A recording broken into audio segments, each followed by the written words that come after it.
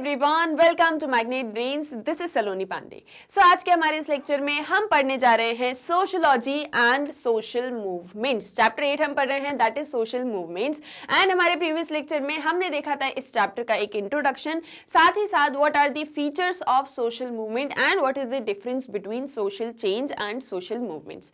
Now we are going to discuss why it is important to study social movements in sociology, यानी कि sociology subject में आप social movements को क्यों पढ़ते हैं, and some of the theories of social movement, जो कि मोस्ट इंपॉर्टेंट थ्योरीज हैं। तो ध्यान से पूरे इस लेक्चर को अच्छे से समझिएगा।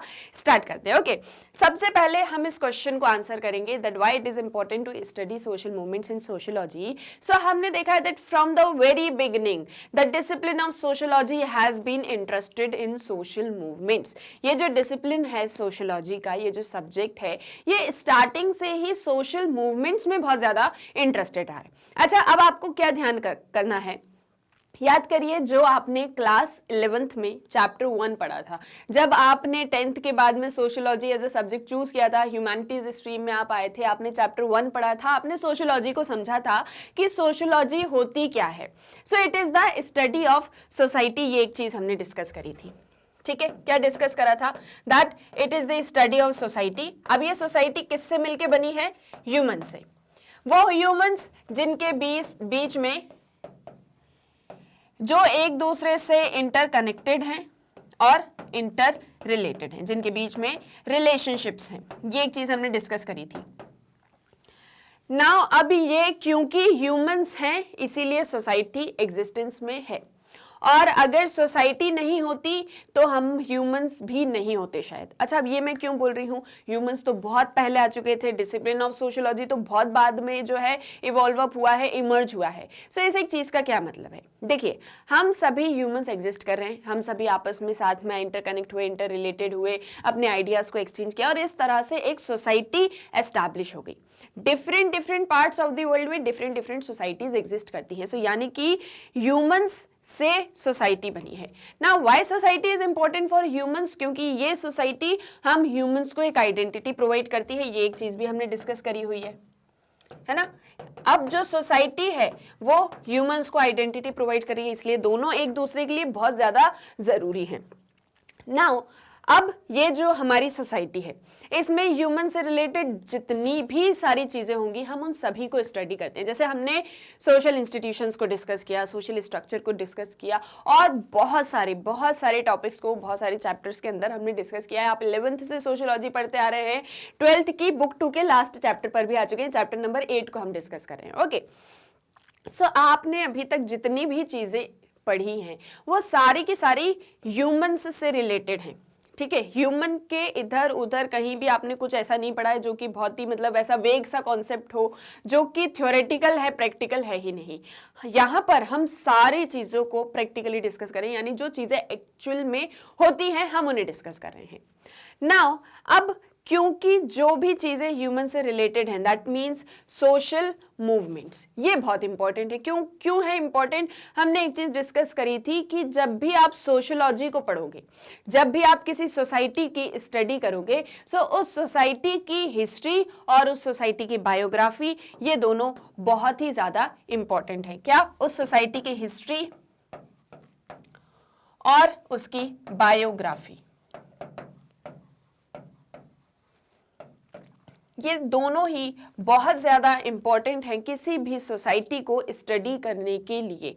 अब उस सोसाइटी में किस तरह के मूवमेंट्स हुए हैं, पहले उस सोसाइटी में क्या चीजें हो चुकी हैं जिसकी वजह से सोसाइटी में चेंजेस आए, सोशल चेंज भी आपने पढ़ा हुआ है, जिसकी वजह से सोसाइटी में डेवलपमेंट्स हुए हैं, आपने डेवलपमेंट को भी पढ़ा हुआ है।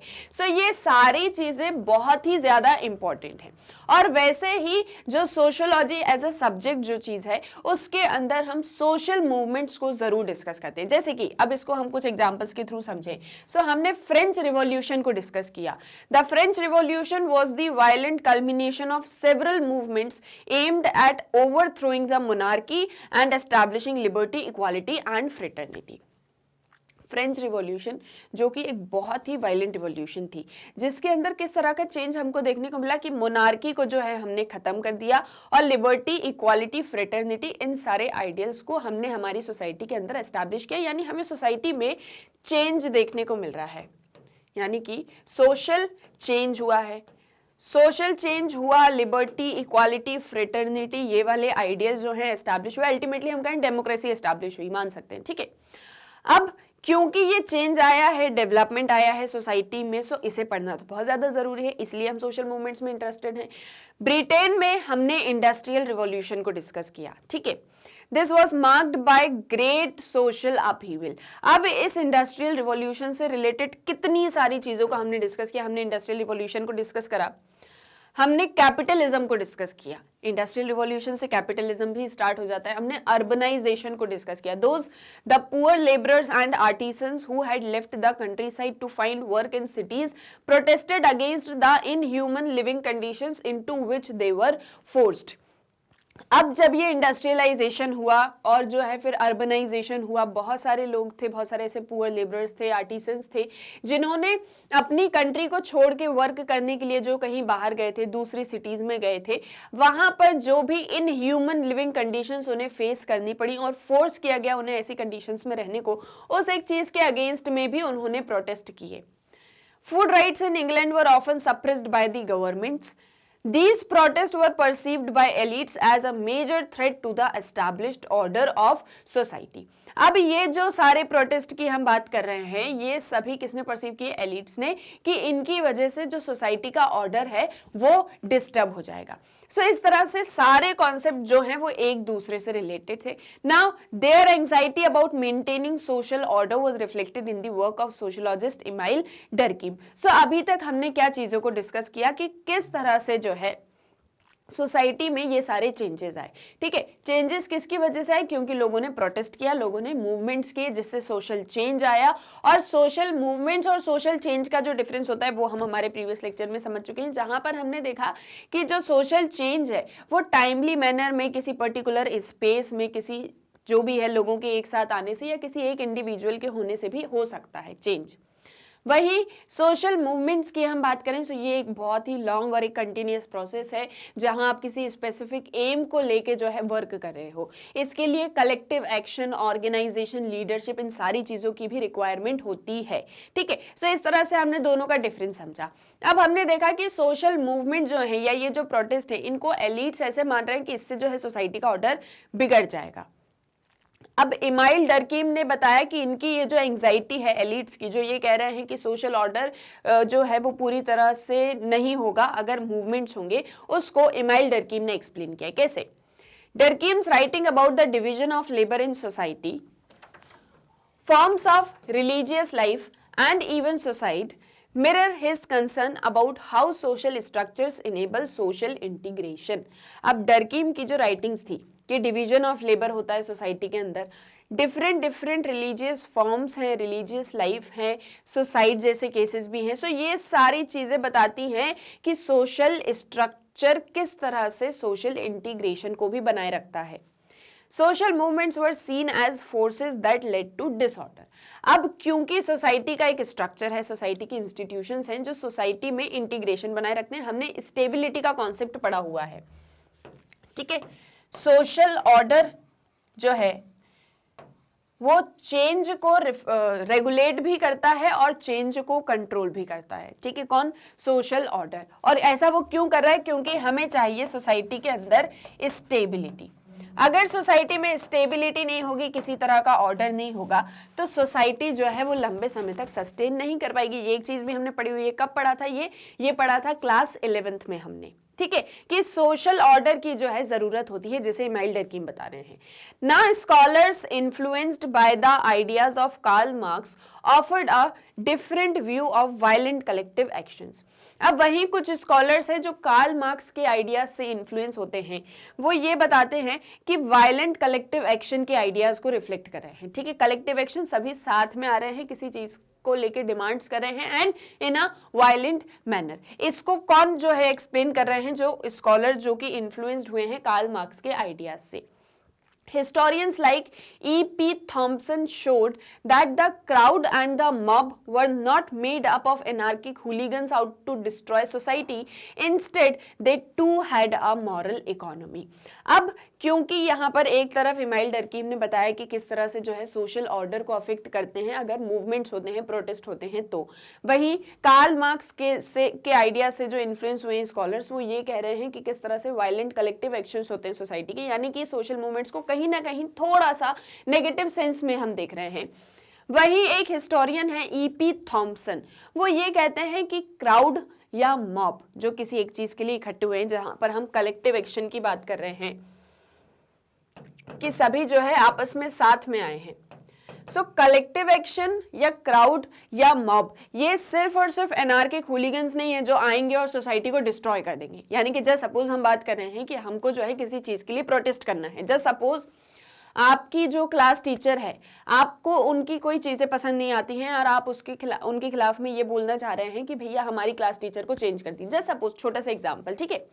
आप सभी 50 स्टूडेंट साथ में आते हैं, तो क्या जरूरी है कि आप पूरे स्कूल में तोड़फोड़ मचा देंगे और आप जो है स्कूल के एक ऑर्डर को ही पूरी तरह से बर्बाद कर देंगे? Obviously not. आप पीसफुली भी उस चीज को बोल सकते हैं। आप हो सकता है आप अपने प्रिंसिपल के पास में जाएंगे, उन्हें अपनी बात बताएंगे, हो सकता है वो उसको समझेंगे, नहीं भी समझेंगे तो आप कुछ दिन शांत रहेंगे अपने। इस तरह से धीरे धीरे, जैसे हमने पढ़ा था कि प्रोटेस्ट करने के भी डिफरेंट तरीके होते हैं। आप जो है कैंडल लाइट निकाल के भी जो है, मतलब कैंडल लाइट के थ्रू भी आप प्रोटेस्ट कर सकते हो, आप ब्लैक क्लोथ दिखा के भी प्रोटेस्ट कर सकते हो, आप शांति से पीसफुली किसी एक जगह पे बैठ के भी प्रोटेस्ट कर सकते हो। तो प्रोटेस्ट करने के भी बहुत सारे तरीके हैं। ये सिर्फ और सिर्फ ऐसे हूलिगन्स नहीं है कि हाँ बस आएंगे और सोसाइटी को डिस्ट्रॉय करेंगे, यानी कि मंद बुद्धि नहीं है, उनके पास भी उनकी भी अपनी एक मॉरल इकोनॉमी होती है। In other words, they have their own shared understanding of right and wrong that inform their actions. जो भी social movements कर रहे हैं, जो भी protest कर रहे हैं, collectively action कर रहे हैं, उन्हें भी पता है कि सही क्या है और गलत क्या है, और उस तरह से ही वो अपने actions को guide करते हैं। Their research showed that poor people in urban areas had good reasons for protesting. They often resorted to public protest because they had no other way of expressing their anger and resentment against deprivation. अब जो poor people हैं, जो urban areas में आके रह रहे हैं, उनके साथ में तो कितना सारा जो है मतलब इस तरह एक तरह से अत्याचार होता है। पुअर वर्किंग कंडीशंस में जो है वर्क कर रहे हैं और अच्छे से सारी फैसिलिटीज नहीं मिल रहे हैं, उनके पास तो बहुत सारे रीजंस हैं प्रोटेस्ट करने को, और वो प्रोटेस्ट करते भी हैं, पब्लिकली प्रोटेस्ट करते भी हैं, because they had no other way of expressing, क्योंकि उनके पास में कोई और तरीका होता ही नहीं कि वो किस तरह से अपने एंगर, अपने डिप्रेशन जो उनके साथ में हो रहा है उसको एक्सप्रेस करेंगे। सो इसीलिए सोशल मूवमेंट जो है वो सोशियोलॉजी का टॉपिक है, और इसीलिए हम सोशियोलॉजी में सोशल मूवमेंट्स को डिस्कस करते हैं। अब इसके बहुत सारे आइडियाज हैं, जैसे कि हमने डिस्कस किया कि जो है एक तरफ एमाइल डर्कीम क्या कह रहे हैं, कार्ल मार्क्स के सपोर्टर्स क्या कह रहे हैं, E.P. थॉम्पसन जो है वो एक पॉजिटिव व्यू पॉइंट दे रहे हैं, बट इन ऑल क्योंकि ये सारी चीजें जो हैं ह्यूमन से रिलेटेड हैं, ये सोसाइटी के ऑर्डर को, सोसाइटी में चेंज, सोसाइटी में डेवलपमेंट और सोशल कंट्रोल, इन सारी चीज़ों के लिए बहुत ज़्यादा ज़रूरी हैं। इसीलिए हम सोशियोलॉजी के अंदर सोशल मूवमेंट्स को डिस्कस करते हैं। क्लियर है? आए यहाँ तक समझ में कि सोशियोलॉजी में सोशल मूवमेंट्स क्यों पढ़ना बहुत ज़रूरी है। वैसे तो ये क्वेश्चन बहुत ही सिंपल सा है, बट आप जब इसको, जैसे हम बोलते हैं ना कि बहुत सी चीज़ों का आइडिया हमको होता है, लेकिन जब हमको उसको एक्सप्लेन करना होता है तो हमारे पास में वर्ड्स नहीं होते हैं शायद कभी कभी। सो ये वर्ड्स यूज़ करके आपको इस क्वेश्चन को आंसर करना है कि सोशल मूवमेंट्स को सोशियोलॉजी में पढ़ना जरूरी क्यों है।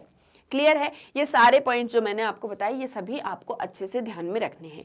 Now the second topic of this lecture is theories of social movements. अब कुछ थ्योरीज हैं जो सोशल मूवमेंट से रिलेटेड हैं। ये थ्योरी बहुत ज़्यादा इंपॉर्टेंट है। सो हर एक थ्योरी को ध्यान से, अच्छे से, आराम से समझिएगा।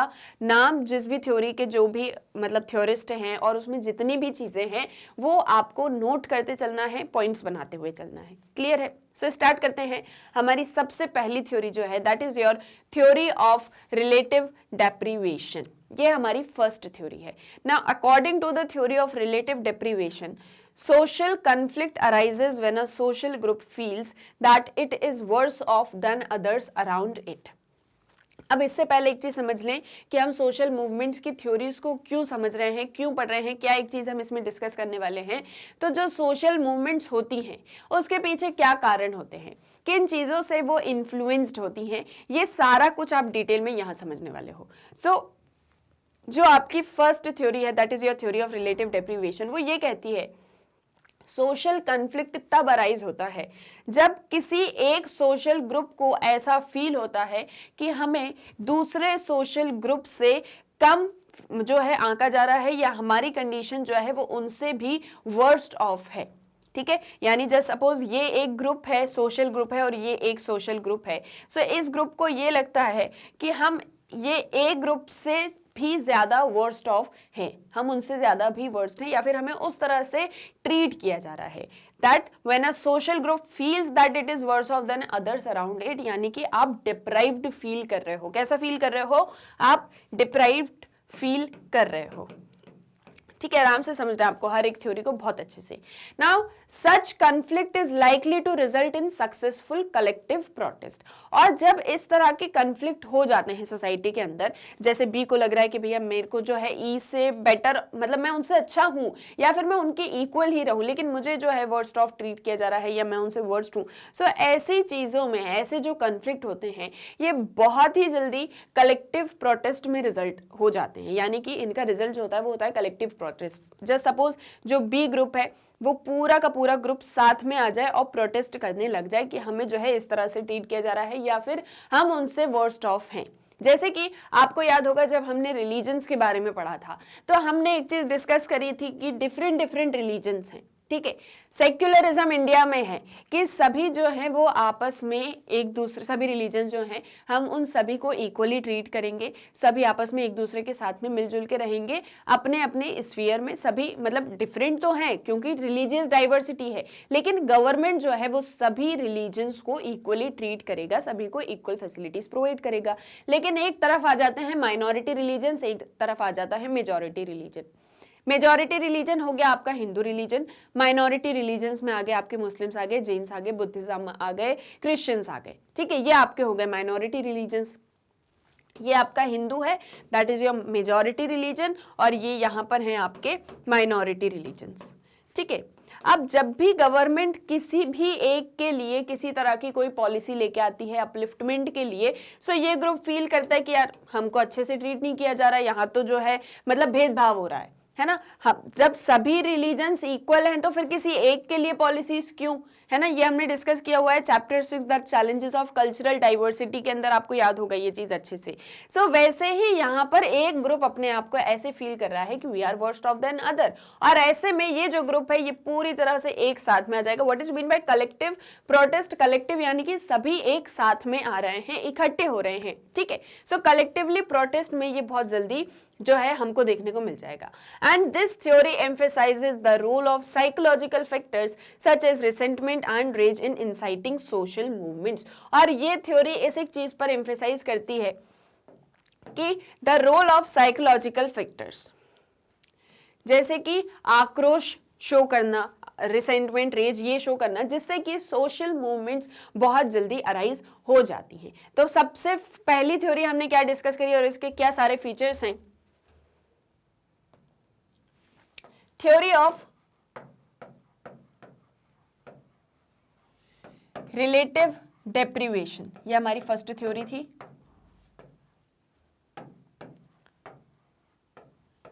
क्या कह रही है ये थ्योरी? जहां पर कोई एक सोशल ग्रुप दूसरे सोशल ग्रुप से कम फील कर रहा है या वर्स्ट ऑफ फील कर रहा है, यानी कि यहां हम बात कर रहे हैं सोशल ग्रुप्स की। ठीक है, ये मैं आपको शॉर्ट में लिखवा रही हूँ, लेकिन आपको ये नोट्स अच्छे से बना के रखने हैं कि social groups that feel worst off than other group. So इस तरह से अगर ऐसा जब होगा, जब एक social group, one social group feels deprived, ऐसे लिख लेते हैं। ठीक है,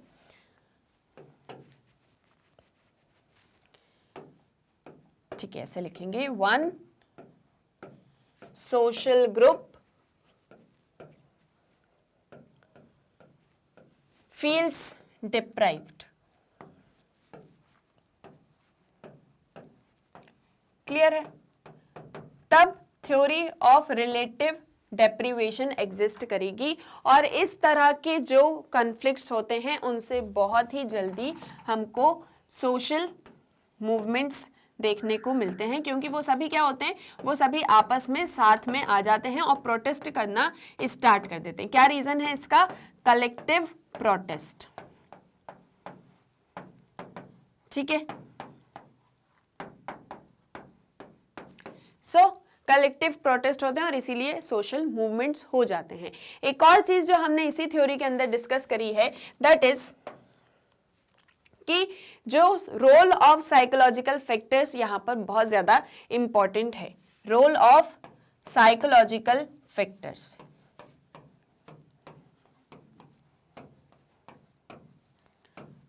आप भी मेरे साथ में ये सारी चीजों को नोट करते हुए चलेंगे। तो देखिए, अब जो साइकोलॉजिकल फैक्टर्स है उनका रोल बहुत ज्यादा इंपॉर्टेंट है। क्यों इंपॉर्टेंट है? क्योंकि जो पीपल हैं वो अपने रिसेंटमेंट, अपने रेज को बहुत ज्यादा ऐसे शो करते हैं और बहुत ही ऐसे डिप्राइव्ड फील करते हैं, जिसकी वजह से हम देखते हैं कि सोशल मूवमेंट्स हो जाते हैं या फिर सोशल कॉन्फ्लिक्ट्स अराइज होते हैं। क्लियर है? आया यहां तक समझ में? क्या एक चीज हमने डिस्कस करी कि जब कोई ग्रुप डिप्राइव्ड फील करेगा सो वो बहुत ही ज्यादा रिसेंटमेंट में, आक्रोश में जो है अपने साइकोलॉजिकल फैक्टर्स की वजह से, यानी कि जैसे सपोज मैं हूं, अब मुझे जो है किसी और के साथ में कंपेयर करके मुझे बहुत बुरा फील करवाया जा रहा है, बहुत नीचा फील करवाया जा रहा है, तो मुझे बहुत गुस्सा आएगा। जैसे यहां पर हम एक एग्जाम्पल समझ लें, कास्ट का एग्जाम्पल समझ लेते हैं। ठीक है, एक अपर कास्ट है, एक लोअर कास्ट है। ठीक है, ये है अपर कास्ट, ये है आपकी लोअर कास्ट। अब इनको जो है थोड़ा डिप्राइव्ड फील करवाया जाता है और इन्हें डिप्राइव्ड रखा भी गया है बाय द सोसाइटी। हालांकि है नहीं, बट रखा गया है डिप्राइव्ड बाय द सोसाइटी। है नहीं का मतलब क्या है कि इस तरह का कोई कास्ट सिस्टम में हम तो बिलीव नहीं कर रहे हैं, लेकिन क्योंकि सोसाइटी में ये एग्जिस्ट करता है तो इसलिए उनको डिप्राइव्ड फील करवाया गया। अब क्योंकि इतने साल तक उनके साथ में इतना सारा अत्याचार हुआ है, इतने सारा सोशल इकोनॉमिक तरह से, मतलब इकोनॉमिकली उनको डिप्राइव्ड वो रहे हैं और फील भी करवाया गया है। सो इससे क्या हुआ कि एक दिन वो ऐसा आक्रोश जो है, बिल्कुल गुस्सा जो है वो फूट गया और अल्टीमेटली सभी एक साथ में आए और एक सोशल मूवमेंट हुई, जिसकी वजह से जो है अब ये भी अपलिफ्ट हो चुके हैं।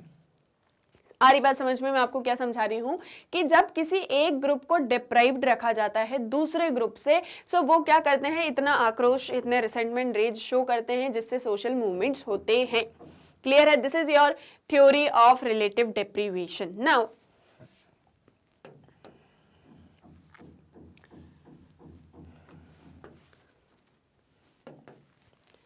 the limitation of this theory are that while perceptions of deprivation may be necessary condition for collective action, they are not a sufficient reason in themselves. All instances where people feel relatively deprived do not result in social movements. Now this is one of the important point जो कि आपको बता रहा है इस theory की limitations को। क्या बता रहे हैं? limitations इस थ्योरी की। वो ये कह रहे हैं कि डेप्रीवेशन आप बता रहे हो that is a good thing, कि हाँ जो है सोशल ग्रुप्स को या किसी भी पर्सन को, इंडिविजुअल की बात तो ना करें क्योंकि सोशल मूवमेंट्स की बात कर रहे हैं। सो कोई भी ग्रुप है जिसको आप डिप्राइव्ड फील करवा रहे हो, सो जरूरी नहीं है कि उससे हमेशा कलेक्टिव एक्शन होगा और सोशल मूवमेंट हो जाएगा। जरूरी नहीं है हमेशा ही ऐसा हो।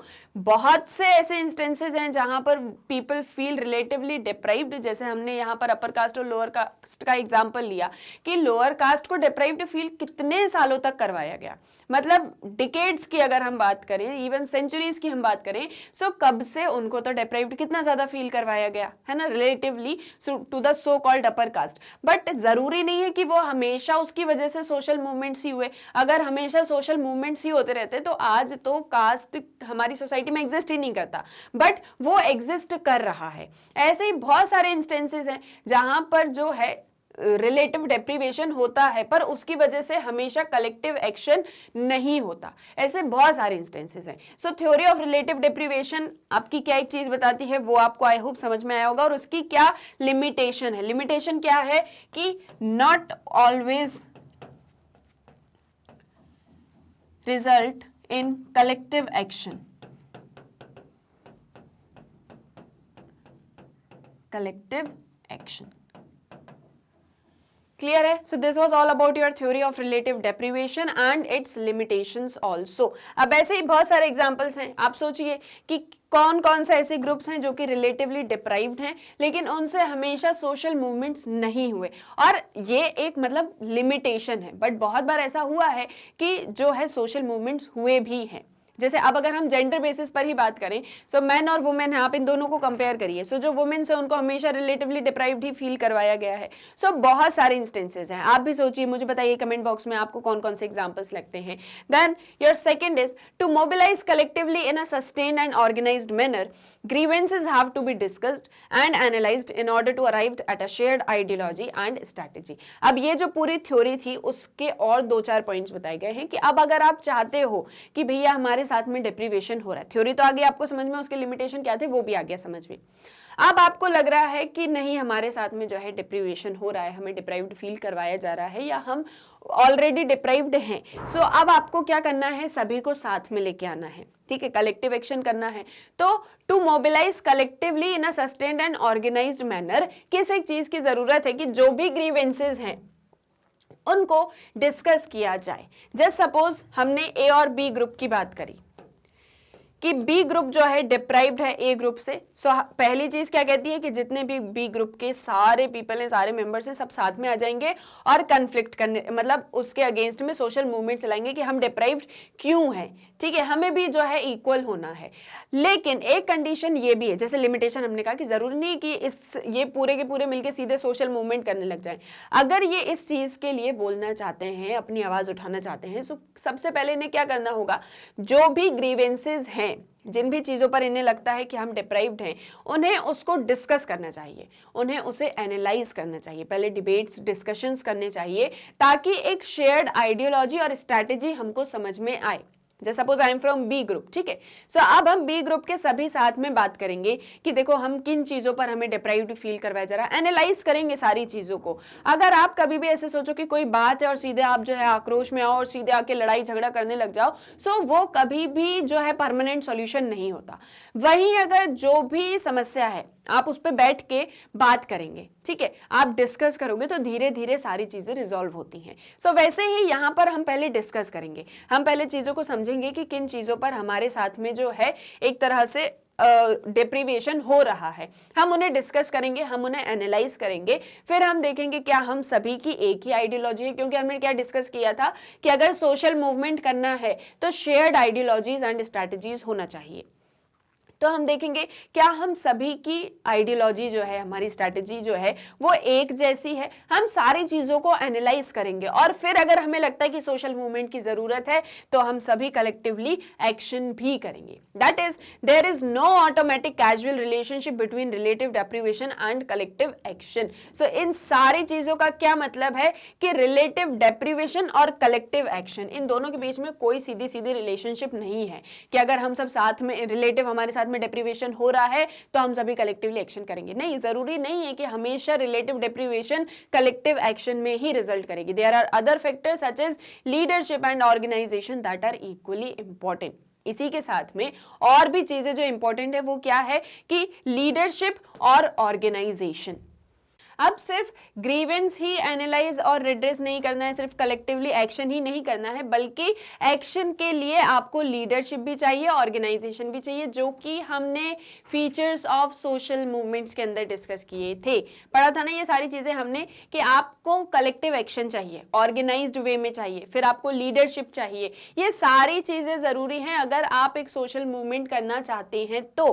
क्लियर है? सो जैसा कि हमने थ्योरी में पढ़ा कि थ्योरी क्या कहती है कि ये सारी चीजें होंगी, अगर जो है सोशल ग्रुप डिप्राइव फील करता है तो सोशल मूवमेंट होगी, लेकिन लिमिटेशन कह रही है कि नहीं, हमेशा थोड़ी ना कलेक्टिव एक्शन होगा, बहुत सी चीजें जरूरी है, ग्रीवेंस रिड्रेस करना बहुत ज्यादा जरूरी है, इन दोनों के बीच में कोई डायरेक्ट रिलेशनशिप नहीं। और मान लीजिए कलेक्टिव एक्शन कर भी रहे हैं, सो लीडरशिप भी चाहिए, ऑर्गेनाइजेशन भी चाहिए, that all are equally important.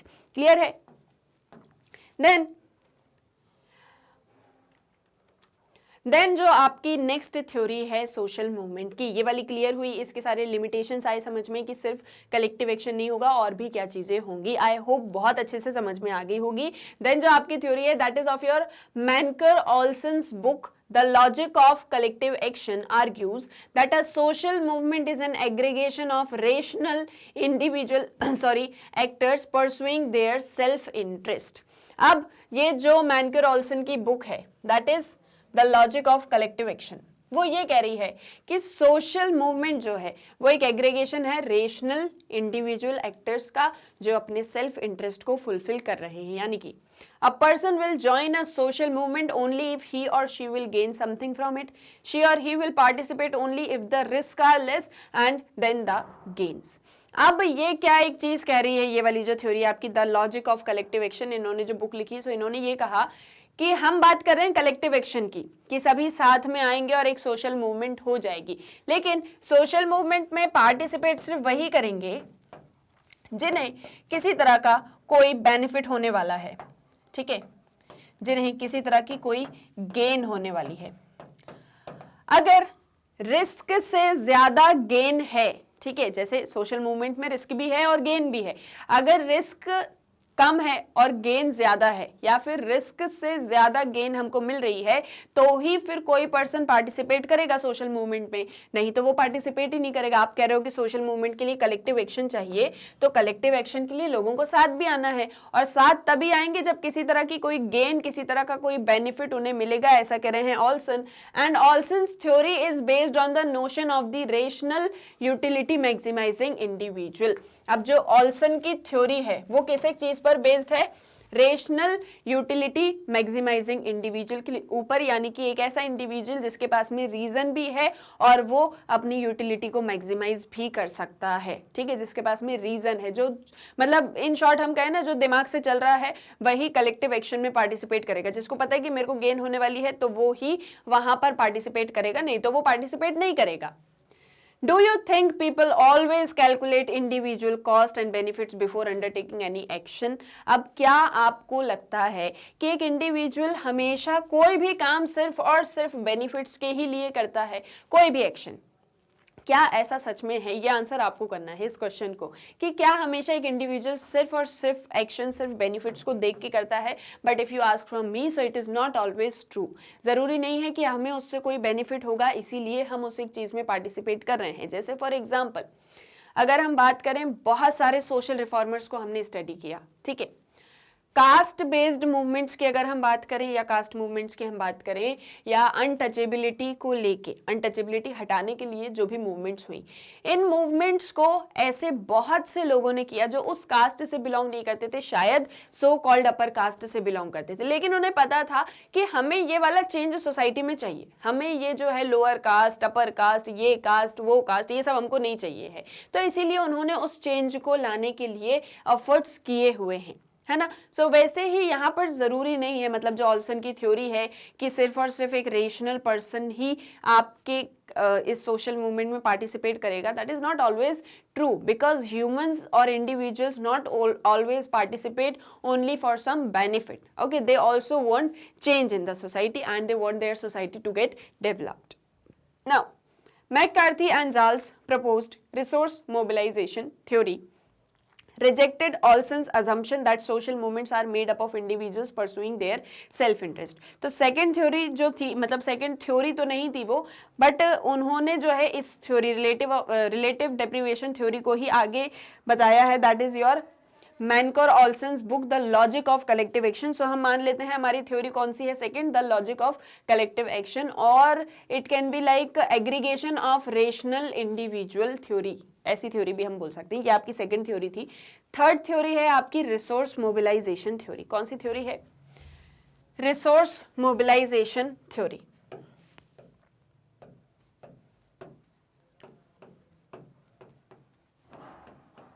और ये थ्योरी किसने दी है? मैककार्थी एंड जेल्ड ने, मोबिलाइजेशन थ्योरी। अब इस थ्योरी में क्या एक चीज कही है मैककार्थी ने, that He rejected Olson's assumption that social movements are made up of individuals pursuing their self-interest.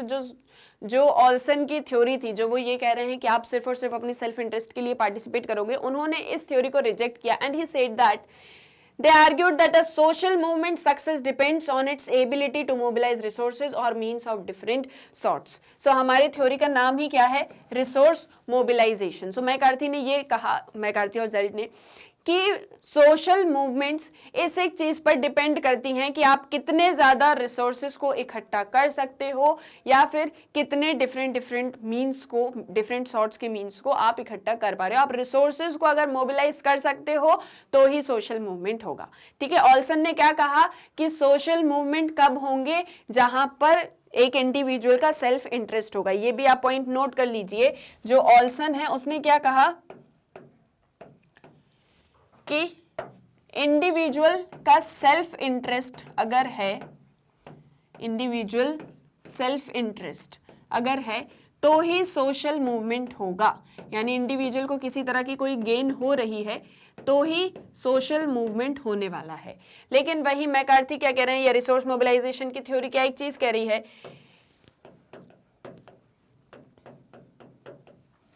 कि अगर आप रिसोर्सेस को मोबिलाइज कर सकते हो, ठीक है, तो ही सोशल मूवमेंट होगा.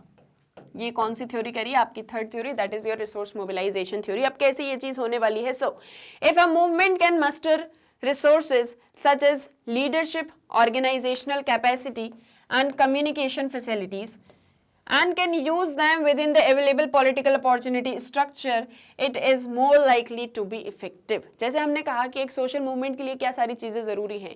लीडरशिप जरूरी है, ऑर्गेनाइजेशन बहुत ज्यादा जरूरी है, कम्युनिकेशन जरूरी है, मीटिंग्स जरूरी है, पब्लिक मीटिंग्स जरूरी है, साथ ही साथ में प्रॉपर जो है एक तरीके से ऑर्गेनाइजेशन जरूरी है, जो चीजें हमने डिस्कस करी. सो अगर आप सोशल मूवमेंट करना चाहते हो तो अगर आपके पास में प्रॉपर लीडरशिप है, ऑर्गेनाइजेशनल कैपेसिटी है, कम्युनिकेशन फैसिलिटीज है, इन सभी को आप पॉलिटिकल अपॉर्चुनिटी स्ट्रक्चर के अंदर यूज कर सकते हो तो ही वो इफेक्टिव होने वाली है. अगर आप रिसोर्सेज को मोबिलाइज कर पा रहे हो, जैसे सपोज आप किसी तरह का कोई मूवमेंट करना चाहते हो, आप कोई सोशल मूवमेंट करना चाहते हो और उसके लिए आप सभी ने कलेक्टिव एक्शन कर भी लिया, आप सभी आपस में साथ आ गए. ठीक है.